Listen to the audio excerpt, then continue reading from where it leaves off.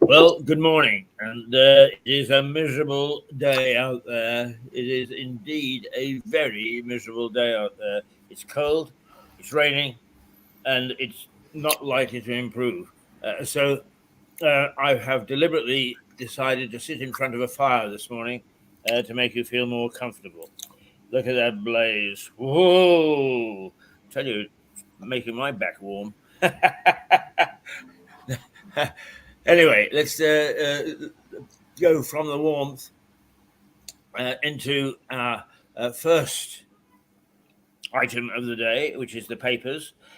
Just to remind you that you're looking at the very, very attractive bar in the White Hart Hotel, where Tom Paine actually not necessarily pulled out his quill and wrote The Rights of Man, but certainly cogitated and formulated it in his mind. It's a gorgeous, gorgeous room, and it actually reflects in the fireplace. If you do find your way, whether you're watching in New Zealand or whether you're watching down the road, if you find your way into this bar, you will see etched into the fireplace the initials TP. And most people think it's Tom Paine, but it is not. It is Tom Pelham, who actually built this hotel as a house. It was his first residence. And then he moved just around the corner to another house, and that's when it became a roadhouse or a coaching inn. And it's a wonderful old place. And it's likely to be slightly altered in the not too distant future. So if you are in Lewis or you're coming to Lewis, catch it now.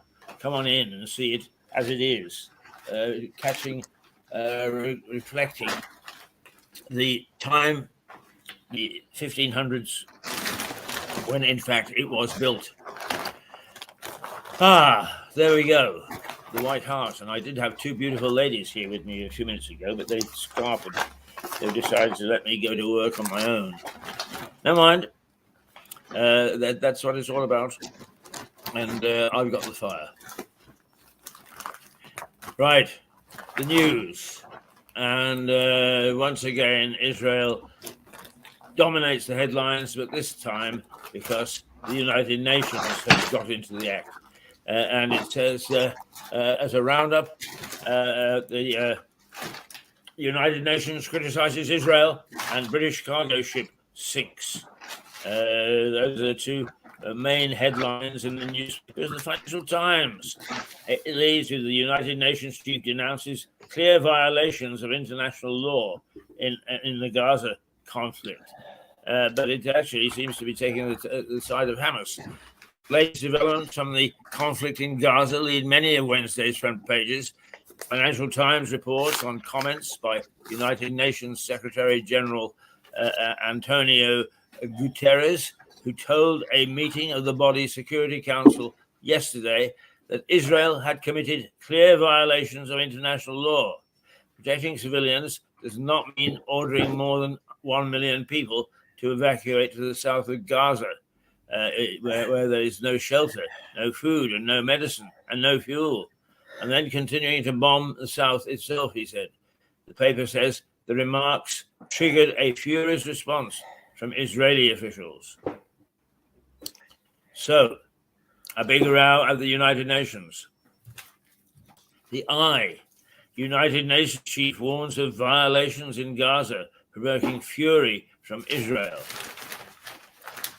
The further quotes Mr. Guterres, describing the Hamas attacks as appalling, but adding that they did not happen in a vacuum and do not justify the collective punishment of the Palestinian people. The Daily Mail. The hand of peace from Israeli hostages, 85. From an Israeli hostage, 85, which means age 85, that shames Hamas killers. And then it's got a sub-thing, as the United Nations chief says Hamas raid didn't happen in a vacuum. Main headline, anger as the United Nations boss attacks Israel over Gaza crisis.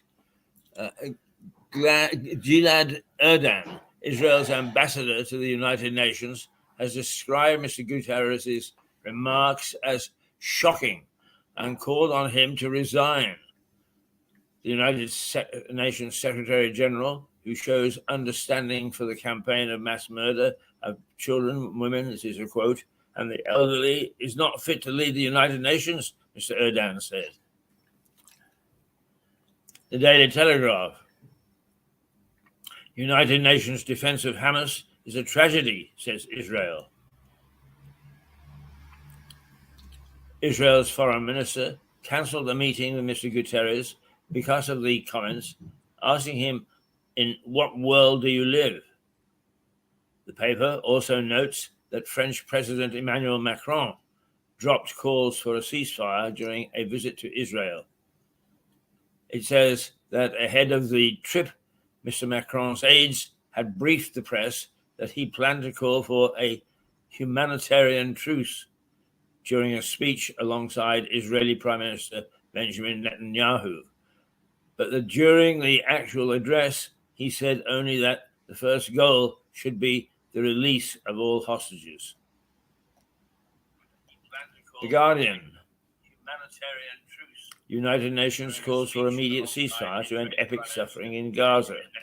The Guardian is one of a number of papers to carry a picture of 85-year-old Yocheved Lifshitz, one of two hostages released by Hamas on Monday, shaking the hand of one of her captors as she is freed.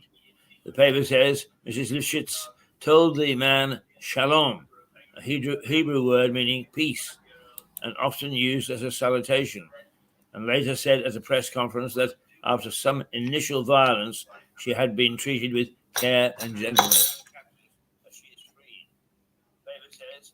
Daily Express. Peace gesture by freed hostages in the face of evil. It repeats the story of Mrs. Lifshitz, described as a symbol of humanity by the Daily Express. The paper calls the handshake a peaceful gesture in the face of evil and says it was fitting for a woman who, along with her still captive husband, Oded, 83, has been a peace activist all her life. Mrs. Lifshitz and Oded are now our known activists who have helped transport sick people out of Gaza to hospitals in Israel. Their families have said, while Oded is a journalist who has supported the rights of Palestinians for decades. The Times. My nightmare goes on, cries freed hostage 85. Wow, it's amazing the difference in interpretation of the same things that she said. The Times reports that while Mrs. Lifshitz spoke positively about the way she was treated once in captivity, she also said the Hamas militants had gone wild during the actual kidnapping. They attacked our houses. They killed and kidnapped both old and young, with no distinction, she said. The Sun. My hell in spider's web of Hamas. My hell in spider's web of Hamas tunnels. Gran 85, tells of her ordeal. In comments quoted by The Sun, Mrs. Lifshitz says she spent her 16 days of captivity in a spider's web of underground tunnels and describes the experience as a nightmare. So many different interpretations of what she said and who she is.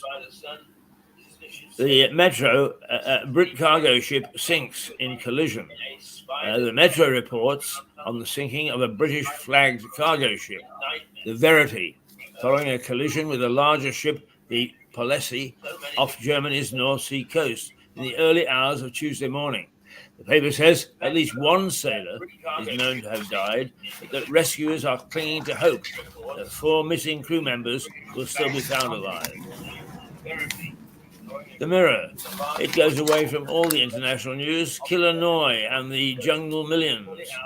The riddle of £40 million green scheme based on property where Brink's Max Kingpin lives. Kenneth Noi, who served almost 20 years in prison for killing a man in a road rage incident in 1996, has links to a multi-million-pound scheme which is at the center of claims about land grabbing in the Amazon. The Daily Mirror reports this. It says Mr. Noi lives at a property that is also the headquarters of Amazon forest people, a project set up by his son to protect Brazil's rainforests, which, according to the paper, is being sued for £800,000 for illegal use of public land. It adds that sources close to Mr. Noi have insisted he is not involved in the project. Well, there you go. Now let's see what the Daily Star has to say. Psycho scumbag Vlad makes psycho scumbag critter crisis worse. What's it on about today? Red bugs under the bed. Oh, right. And the Daily Star says that Russian President Vladimir Putin is trying to exploit a rise in bed bugs in the West by planting fake news stories on the issue. It's bad enough without your help, the paper says. Right. Now the latest. We'll go back to and have a bit more in-depth look in the news. But I want to make a comment. The statements that are made by various leaders, various ambassadors, and the United Nations really sometimes leave me breathless, because they all assume that we think that they are saintly, that because they are who they are, is they are the great and the good. They may be the great, but quite often they are not the good. One might well sympathize to some extent with what the chief of the United Nations has to say, and that peace in Gaza would be greatly desired. But in apparently reconciling his thinking with Hamas and attacking what Israel is now doing, is he really does mark the big problem with the United Nations. The United Nations, of course, was set up with just a few key European and American nations in the hope that it could steer a path and avoid another world war. But then, because it was the United Nations, it took in lots of other members. Until now, it's I'm not sure how many members it's got, but it's hundreds, and many of those are small countries which would not share any philosophical what should we say passion with ourselves, the Americans, the Germans, the French, and for that matter, a large number of the major countries in the world, let's say those members of the G20. And is part of that reason is because they are small. They have very different values, and they see things from a small nation's perspective, without regard for the fact that the larger nations are in charge of policing the world. The Americans have, on several occasions, refused to pay their contribution to the United Nations, on one stage almost bringing it to the brink of closure, because they say that they are not represented. Their views are not represented by the United Nations because of this vast number, a relatively vast number, of small countries who do not have any empathy whatsoever, or sympathy for that matter, with the position of the United States. And as a consequence, I think that any utterances by the upper level of the United Nations has to be treated a little circumspection. And it seems to me that this is one of those cases. I can understand Israel being livid. Let's not be livid. But let us take into account that, yes, to some extent, Israel is entering into a new period. Yes, they have to some extent ameliorated that stance after representations from the West, fearing another global conflagration resulting from this. But generally speaking, on this occasion, Israel did not start this. Hamas started it. And that is really where we need to lay the blame. The ongoing tension between Israel and its neighbor is primarily caused by the creation of the State of Israel, which came about because of the leading nations of the time in post-war world after the Second World War has to be taken into account. But the fact of the matter is those sort of tensions they can exist anywhere. They exist between Russia and Ukraine. They exist between China and Taiwan. They exist throughout Southeast Asia with some of the smaller countries who aren't at all pleased with what their neighbors do. Yes, those tensions will exist, but they are controllable tensions. Hamas took one step too far. And the fact that people are marching in support of Hamas by actually suggesting that they should wipe out the United Kingdom, wipe out America, apart from, of course, wiping out Israel, is just too far. Which leads me on to my view that we talk about a more peaceful age. And yes, look at me. I'm an old fart.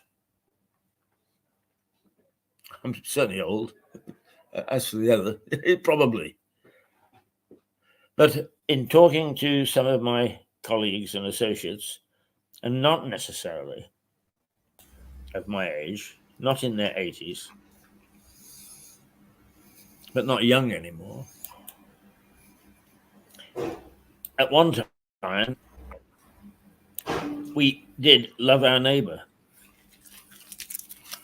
Yes, we would stand over the backyard and natter and gossip, and Mrs. Jones did so-and-so, and Mr. Smith did this, and did you know about the kids being caught scrumping? But we cared for our neighbors. We rallied around. And yes, if we criticized the government, generally speaking, it was universal, because we recognized that they'd done something that had upset us all. We were a nation. We didn't actually point the finger. There was, of course, a measure of self-preservation in anything that we did or said. But today, a lot of the name calling, the finger pointing, is not only vicious and bitter, but it is self-serving. And the me generation and the woke generation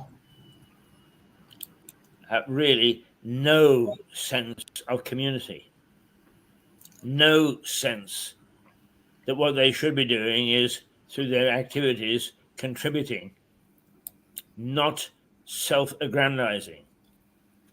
I can say to you with a straight face, any bias in this television station is quite accidental.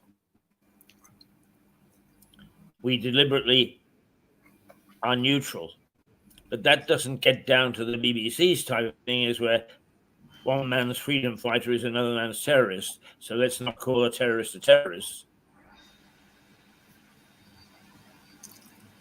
What it gets down to is that we believe that the people associated with this station and its viewers are fair-minded people who believe in justice and a decent way of life. We have no isms, and I, above all, am free of isms. I take people as I find them. I don't care what their color is, what their ethnicity is, what their religion is, or anything else for that matter. I take people as I find them. And if only we would start to do that as a community, as a society, we would all be better off. And I would suggest that perhaps the sort of thing that is happening in the Middle East now, well, the tension would not be relieved, but at least be looking at things in a common sense way. The trouble is that because we think the way that we do, that's why we pop up with leaders. Our leaders do not actually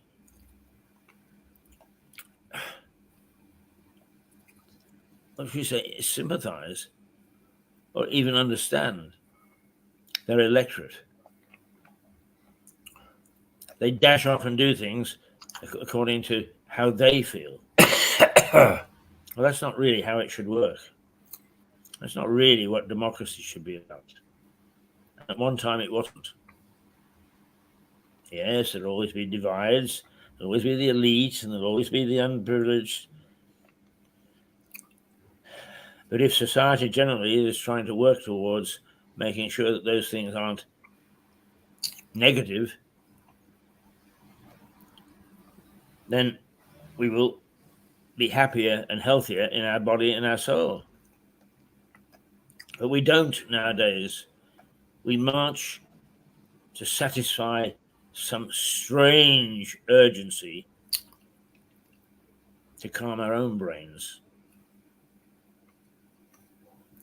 to do silly things, to pull down statues of something that 200 years ago was accepted practice. And to be quite honest, the hypocrisy of it is that the people that, in the main, who want to pull down the statues don't mind doing it from benefiting from what those people that those statues represent did in terms of their money. I can quote you closer to home. Actually, he hasn't been attacked as much as some. But mad, quote, Jack Fuller. Jack Fuller was filthy rich, and he made his money from plantations in the West Indies, which undertook slavery to make sure that they operated properly. And he was an advocate of slavery. But you would not be watching this right now if it hadn't have been for Mad Jack's money. He supported Faraday, who experimented with making, quote, radio waves go through solid materials. It is still a key practice of electronics or physics or whatever you want to say, is a Faraday's cage, which is constructing something to actually trap those signals and to stop them from diffusing. He used that money to support Davy, who invented a lamp that miners could take underground and that would not explode when it met gas. He used that money to build the first lighthouse in Eastbourne and its first lifeboat. Are we now going to ban all lifeboats? We're going to pull down every lighthouse? Of course, you say, don't be so ridiculous. No, I'm not. I am being ridiculous. But that's exactly the thinking that takes place. And it's very sad that it takes place. And it shouldn't take place.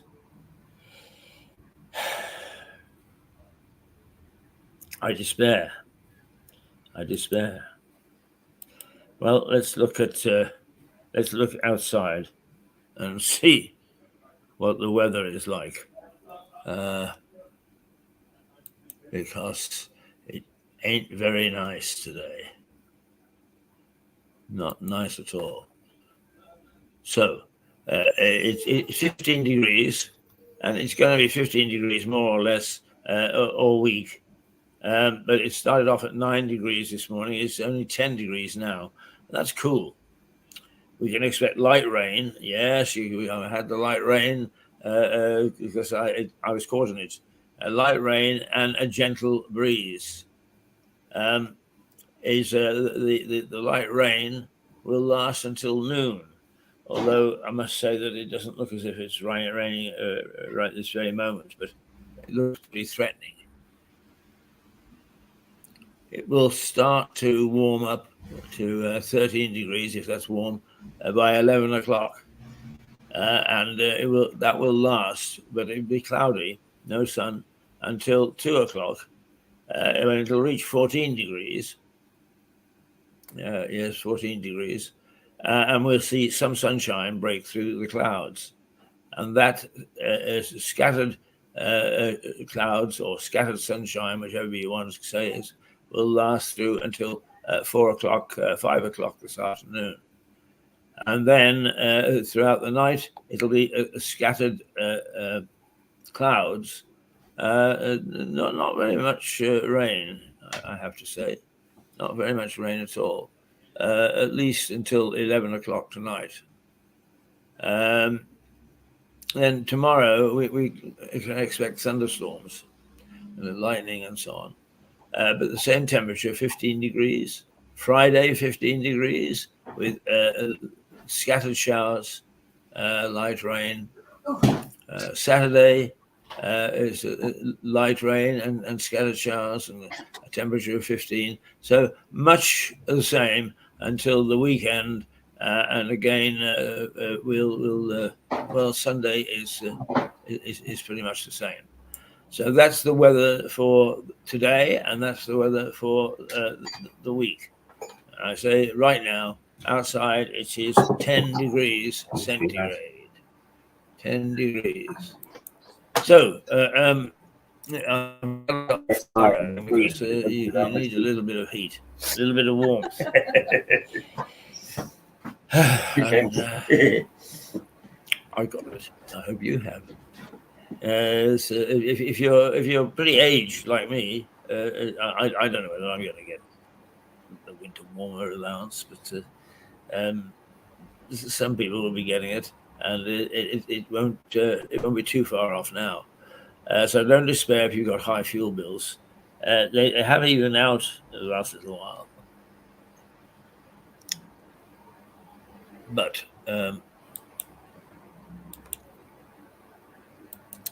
we can pay for it, courtesy of the government, courtesy of Mr. Hunt, Jeremy Hunt, the Chancellor, who is now under threat because he is threatening tax rises. And that has sent a chill through all those people who are in marginal seats. They will actually go under at the next election.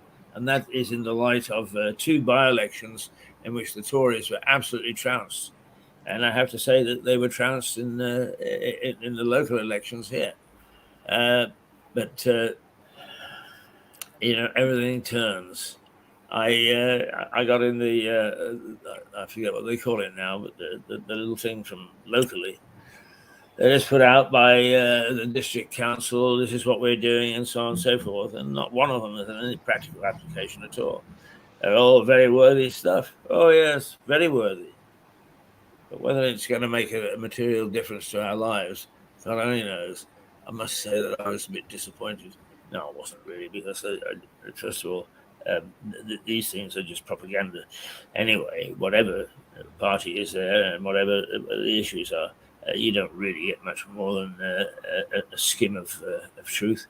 But this one has failed to address the issues, the key issues that we're facing here, most of which is to do with development and housing.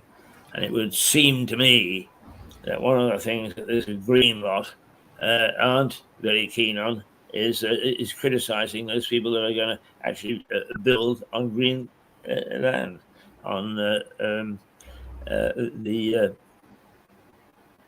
what do we call it? Well, greenfield sites. Yes. Now, let's just take a deeper look at the papers, because we're living in horrific times. We really are, and every day there is something that is assaults us. I don't know. Am I being naive in thinking that we should start to think about our community? The thing is that I really get very upset about. There are lots of worthy causes, and I'm not saying that some of these causes aren't worthy, but this television station is planted firmly in the middle of the High Street, Lewis High Street. High streets around the country are getting into dreadful trouble. The high streets here have got empty shop after empty shop after empty shop. They're facing the same problems. One would think that the least they would do is to talk to their fellow traders about the issues. I saw the other day there is some committee or other that has been started to help the problems of the high street. I haven't heard a peep from it. We're an information disseminator. I haven't heard a peep from it. But we have held now two, for which we've paid. We didn't ask for any money. We've now held two. How about getting together and having a chat? And in these, let's not just blame the high street. Let's blame our leadership, because not one of the leadership came. Just one of the traders came. We had some wonderful times. They were fantastic affairs, the sort that you don't see anymore. But no traders from the high street. Well, one. That's name of me. He came from Fox, the real estate people. Nobody else. And if they say that they weren't invited, BS, because I marched up and down the high street delivering invitations to all of them. But not a sausage. No, did they come? No, they did not. And last Christmas, almost this time last year, we held a fantastic carol service here.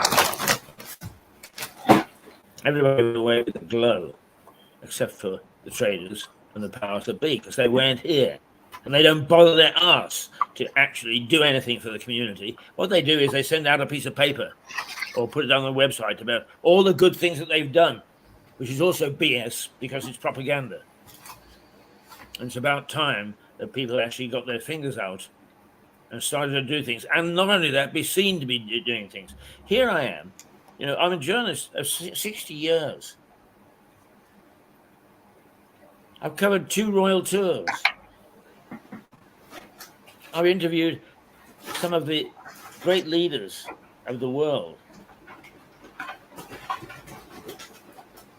And I don't know what by anything personal, what our MP looks like. I know what our past MP looks like, because he was a different kettle of fish. I don't know what our MP looks like. And that goes for Katie Bourne, having a clue what she looks like. Chief Constable, having a clue what he looks like. Fire Chief, having a clue what he looks like. Do they bother anymore to come knocking on the door of the press and say, listen, can we work in cooperation? Can we use you to let people know what we're doing? No. We put it on the web. What idiots. They put it on the web. If they look at their own statistics, they will find that out of the 100,000 people in the district of Lewis, over 50% are over 50. Just work back to when the web started, when Windows started, 1993.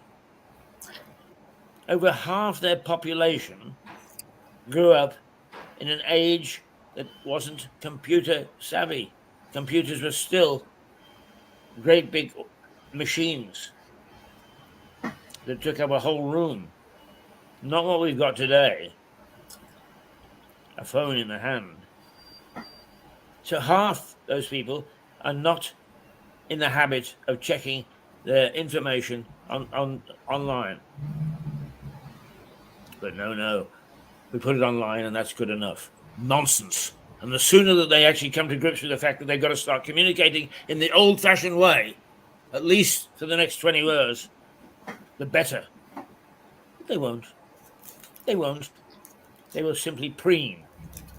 Say, look what we did. Katie Bourne said in the stuff that she sent out, don't worry, you re-elect me because more police now in the force than when I first took over. Now, where the hell are they? That's the only time you ever see them in Lewis is we see more of them because they're all going in and out of the courthouse. But on the streets, no, not a bit of it. The fact that there have been now surveys that the gut feeling of the populace is that we need more police back on the beat. The fact that, in fact, Suella Braverman has told chief constables start following up on some of the smaller crimes, or stop sitting behind a desk and washing your hands. No, nothing has happened. You are so out of touch. It's frightening, absolutely frightening. Anyway, that's my take on things. I love it when I have a little rant in the morning. However, just because I'm able to smile and get a little bit of a grin out of it doesn't mean to say that everything I say with conviction. And that somebody somewhere might just take notice and start to give us back a healthy society. A society that cares for itself and not for the individual. Yes, it's important that the individual is taken into account in society. I always quote Jenkins' Era War. Jenkins was, I can't remember when, I think sometime in the 1700s, had his ear cut off by a Dutch, I think it was a Dutch customs vehicle off the coast of America. And we went to war to avenge Jenkins having his ear cut off. And that is used as an expression of the time that the state actually looked after the individual rather than the state. Well, we don't want a Jenkins Era War. But we do want just a little bit more compassion from our leaders, who are totally and utterly out of touch. And you wouldn't think that they would be at the local level, when in fact they can find out what's going on. But no. They've got their political agenda, and they've got to follow that. And to hell with what anybody's thinking. There is no. That's the trouble with our leaders, is there is no other way of thinking. It is how we think is right, and it's about time that you snap to attention. Well, we're not going to snap to attention. We're going to make sure that we hound you until such time as you start paying attention to the fact that we are a polyglot society, that we have a wide diverging range of views, and that you have to take into account when you're actually formulating your policies those views. You don't. I've never come across an age in which you are so remote and so determined to do whatever it is that you want to do, instead of perhaps trying to discover what there is in terms of consensus. It's shameful, absolutely shameful. Now let's go back to the papers, just to calm me down. The Times, the Daily Mail, and the Daily Express all carry pictures of 85-year-old Yocheved Lifshitz, one of two hostages released by Hamas on Monday, shaking the hand of one of her captors as she is freed. Peace gesture by freed hostage in the face of evil is the Express headline. The Times reports that Mrs. Lifshitz described her experience as a nightmare we couldn't have imagined. The Financial Times reports on comments by the United Nations Secretary General Antonio Guterres, who told a meeting of the body's Security Council on Tuesday that clear violations of international law had been committed, in further comments that the paper says sparked a furious response from Israeli officials. Mr. Guterres also said that the Hamas attacks did not happen in a vacuum and came after 56 years of suffocating occupation of Palestinians. The Eye and the Daily Telegraph both noted that Israel has called for Mr. Guterres to stand down over the comments. The Guardian says Mr. Guterres also said there should be an immediate ceasefire in Gaza to end what he called the epic suffering of people in the territory. The Telegraph reports that rain coming from the wrong direction during Storm Babette was to blame for the chaos seen in many areas. It says Environment Secretary Teresa Coffey has told MPs that most of our rain comes from the west, but the Storm Babette came from the south, meaning forecasts were less accurate. Ms. Coffey, the paper reports, said her department would conduct a rapid review to understand what could have been done better. It's the old thing. Lessons have been learned, or lessons should be learned. The Mail is among a number of papers to report on comments by the former head of Ofsted, Sir Michael Wilshaw, in which he said it's nonsense. 9 out of 10 schools are now rated good or outstanding. Oh, hello. I hope I've got the right, Sir Michael right told the department. I've the ratings my are giving false comfort contracts for and the the good dongle ratings I've got allowed with head you, teachers and I need relax to and not address cancel the weaknesses the of one their that I've got at schools. the moment. Where do I go?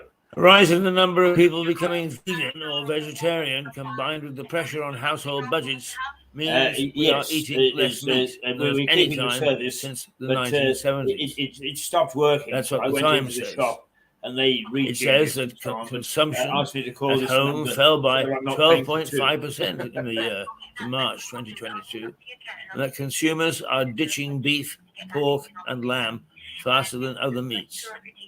It says that over the past decade, consumption of these meats has fallen by 26%, while the number of people eating chicken is down by 11%. God, what are we eating? Well, I suppose I've got a vegetarians, number not here vegans. that they gave me. The Daily Mirror says that just 22 minutes of exercise a day 079 could reverse the effect of sitting for 857 long periods of time. 238. It says 86. a study of 12,000 people over the age of 50 found that brisk daily walking, Yes, it's Keith Hayes. housework, or Hayes. jogging would offset the impact of having an office job or watching TV all night. The author of the report, Edvard Saglev of the Arctic University of Norway, said the 22 minutes eliminated the higher risk of death from sedentary time, and of course that the more exercise can be done, the better. Well, I wish they would take me into account. I've got Parkinson's, so I can barely walk. So a brisk 22 minutes of jogging Yes, or whatever it would come through on the message. I mean, a sedentary occupation.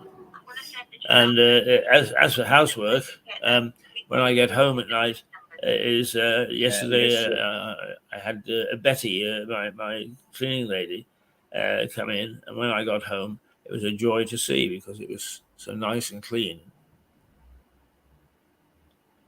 And I really appreciated it. Doing it myself is within 2 minutes I've had it. I can't do it anymore. Simply because in not being able to walk, I also find it difficult to stand. I do as much exercise as I can. No, nothing has come through. It's a problem. So there've got to be ways, I suppose. I was fulfilling this requirement of exercise. I don't know what it is. I can't find it. I'm going to find useless comments on the web. No, there we are. It is now 8:47. Yes, see what 26. I look like after my rant. Well, I'm still in front of the fire. Baronstown Road. Isn't that Lewis, a wonderful fire? And 1EY. The issues of today are really issues that we should. That's very kind of you. Thank you.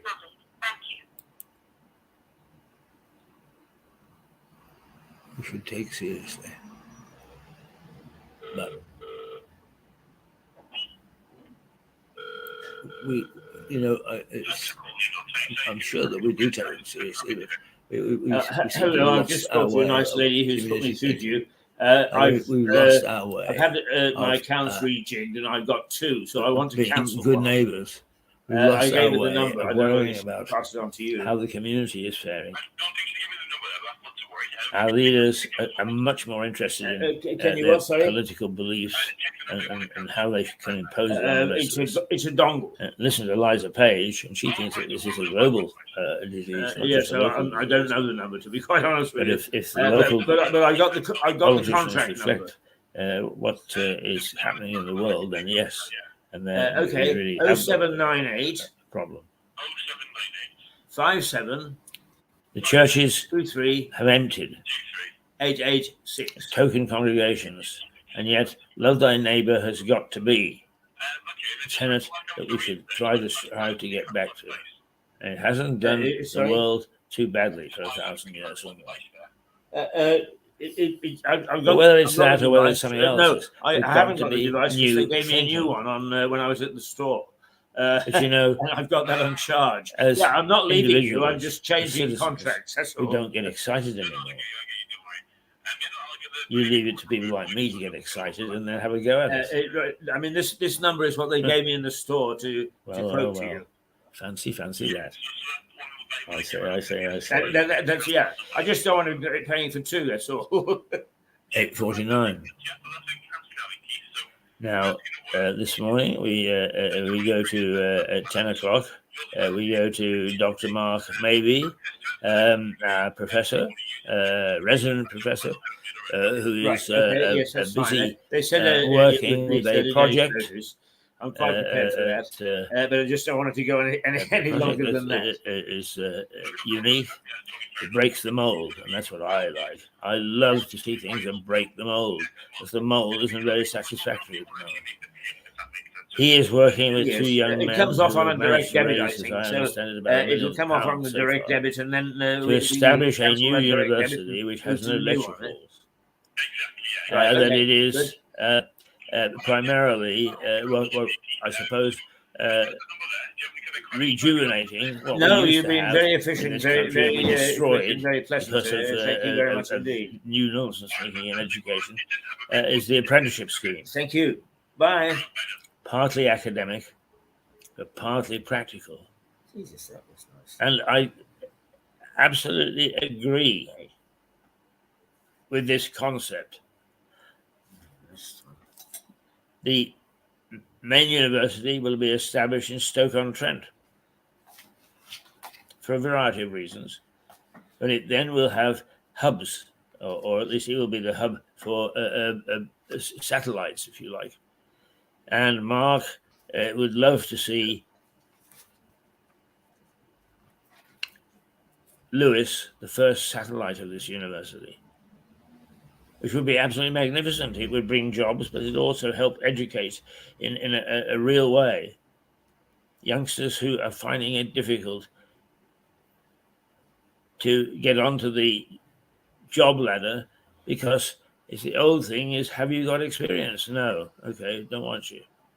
Because most businesses now do not want to spend money on training people. They want them to walk into the door ready trained. Well, this university will do that. And in fact, I can't tell you that the reality is reflected by this television station. We have had students galore, and they come in and they've all got their own idea of what television is about, and they nearly all disappear after a week or two because they find it too tough. It's not what they imagined. They walk in and think that they're going to be an executive producer's capacity, when in fact they still have got to learn how to deliver the copy.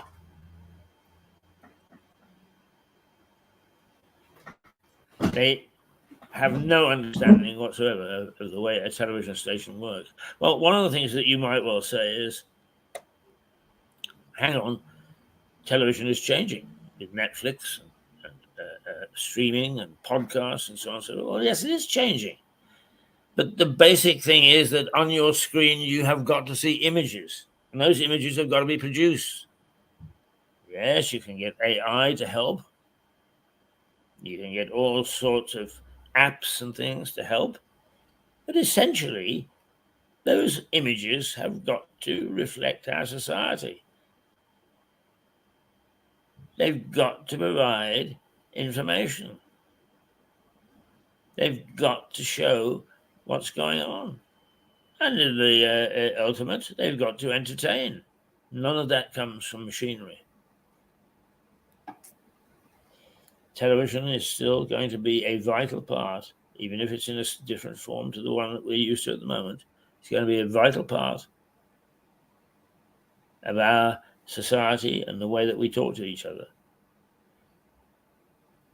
So if you're going to be in it, just sitting in front of a camera and sounding off like me, who's had 60 years in this industry, sounding off like me ain't what it's all about. And some of these youngsters, if they're going to actually be of use and eventually put their own ideas into the mix, they've got to learn the basics. They've got to learn the groundwork. And this is what Mark is doing. And I hope that Mirador can work with him, and that the local council will take notice and give him some support to make sure that happens. But it's going to happen. They're going to actually target all sorts of other professions, and not necessarily what's known as professions, but skill-based workplaces. There are people with initiatives. There are people who understand what the problem is. There are people who touch the core. But as long as we have universities that massage and let's face it, tinker with the results so they get funding or continue to get funding, is we've got a problem. And we've got to address that problem. And Mark and his young team are addressing that problem. Absolutely fantastic. And that we, as a television station, have been asked really to get involved. And that Lewis could become one of the centers, if you like, of this innovative process is exciting.